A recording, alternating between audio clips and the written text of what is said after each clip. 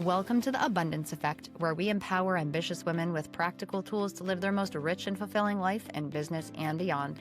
I'm your host, Larisa Makuch. Let's get started. Before we dive in, I want to say thank you.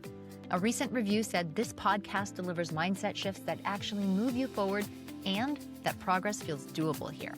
That means so much. Thank you for listening, for sharing, and being a part of this community. All right, let's get into today's episode. Can I ask you something really practical? What is one thing you've been meaning to deal with that you just haven't? The health thing, the money thing, the uncomfortable conversation, the project that's been almost ready for the last 6 months? It's not dramatic, it's not catastrophic, it's just lingering. Now, here's the real question. If nothing changes and we're having the same conversation a year from now, what does that cost you? Not emotionally, not philosophically, actually. And before we go any further, I just want to warn you, I'm going to use some numbers in this episode, so do not get hung up on the math. They're examples. What matters is the principle. And I want you listening for the patterns so you can apply them in your own life. Because today I'm going to give you a tool that can and absolutely will change your life and change your results if you let it. So let's take a look. Most people think they're stuck because they're not motivated enough. But that's usually not true. You're not stuck because you don't care. You're stuck because the cost of staying stuck hasn't become real enough yet. There's a difference. And here's the really uncomfortable truth. Most of us move faster away from pain than toward pleasure. Even the women who love vision boards, even the ones who journal, even the ones who believe in manifestation. We are literally wired to respond to loss. Behavioral economists Daniel Kahneman and Amos Tversky found that losses feel about twice as powerful as equivalent gains. So what does that actually mean? The pain of losing $100 hurts more than the joy of finding $100. And that's called loss aversion.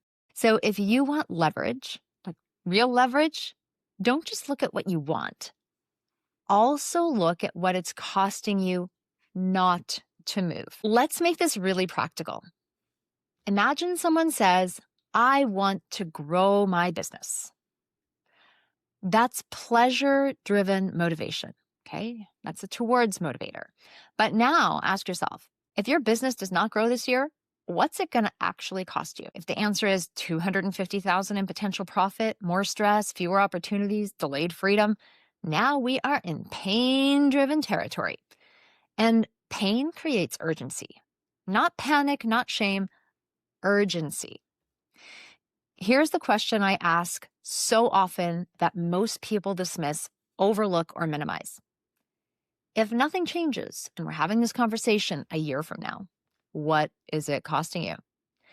And if that doesn't hit hard enough, make it 5 years, because the cost of delay, it actually compounds, kind of like interest. 1 year of delay might cost you that $250,000. 5 years could be $1.25 million. However, that's conservative because growth is rarely linear. It's exponential. And it's not just money. It's energy, confidence, health, marriage, momentum, identity, and more. Delay is not neutral. It compounds. So let's look at health. If you're 20 pounds overweight and your energy is low, 1 year of delay might mean more inflammation, higher stress, lower self-trust. But 5 years down the line, that's where things like chronic issues come in. Hormonal disruption, metabolic resistance. Small in the short term, but massive in the long term. Our relationships. If communication is strained and you avoid addressing it, in 1 year, there's awkward tension. But in 5 years, resentment, distance, emotional disconnection. Results always tell the truth. They show you where your habits, your beliefs, and your self-image are currently sitting. And there's another layer here.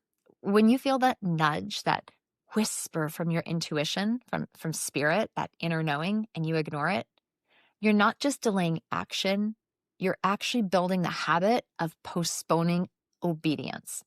And habits, they compound. You get used to saying, oh, I'll do it later.